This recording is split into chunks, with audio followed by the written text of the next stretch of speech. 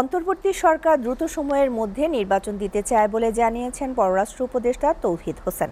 তিনি বলেন, নির্বাচনের রোডম্যাপ এলে বিনিয়োগকারীরা নিরাপদ বোধ করবেন। সকালে রাজধানীর একটি হোটেলে সেন্টার ফর এনআরবি আয়োজিত ব্র্যান্ডিং বাংলাদেশ ওয়ার্ল্ড কনফারেন্স সিরিজের উদ্বোধন অনুষ্ঠানে একথা বলেন পররাষ্ট্র উপদেষ্টা।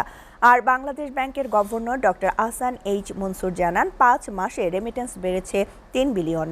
তামান্না তাহসিন খানের প্রতিবেদন। রাজধানীর একটি হোটেলে ব্র্যান্ডিং বাংলাদেশ ওয়ার্ল্ড কনফারেন্স সিরিজের আয়োজন করে সেন্টার ফর এনআরবি।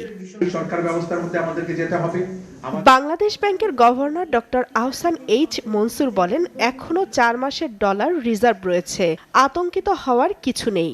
এই 6 মাসে আমরা ডিসপাইট জুলাই আগস্টের ঘটনা প্রবাহ বাদ দিয়েও আমাদের রেমিটেন্স নেট বৃদ্ধি হয়েছে $3 বিলিয়ন, যেটা একটা বড় একটা অবদান রেখেছে।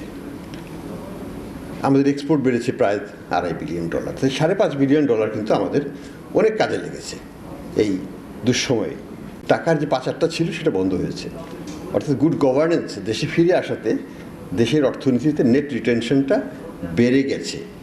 পররাষ্ট্র উপদেষ্টা বলেন, রাজনৈতিক দলগুলোর বিদেশি শাখাগুলোর একে অপরের শত্রু ভাবাপন্ন মনোভাব বাঙালিদের ভাবমূর্তি নষ্ট করছে।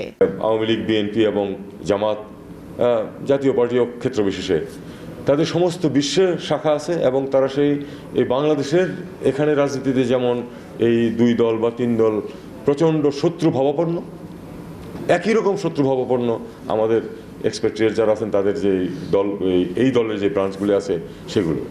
আমাদের লক্ষ্য তো একটা যে নির্বাচনের মাধ্যমে একটি নির্বাচিত সরকারের কাছে ক্ষমতা হস্তান্তর করা যথাশীঘ্র সম্ভব, আমরা সেটা জানি এবং সেই লক্ষ্যেই এই সরকার কাজ করছে।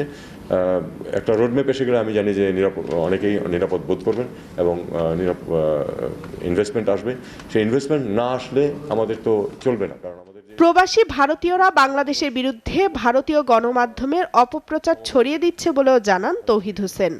ভারতের মিডিয়ার যে রোল এবং যে অ্যাকসেপ্টেবিলিটি আছে সেটা আমরা জানি, যে তাদের যে রিচ আছে সেটা আমরা জানি এবং তাদের যে বক্তব্য সেগুলোকে কিন্তু ভারতীয় ডায়াসপোরা পিক আপ করছে এবং সেটা বিভিন্ন দেশে সেটাকে প্রচারণা চালাচ্ছে। তামান্না তাহসিন খান, এসএটিভি, ঢাকা।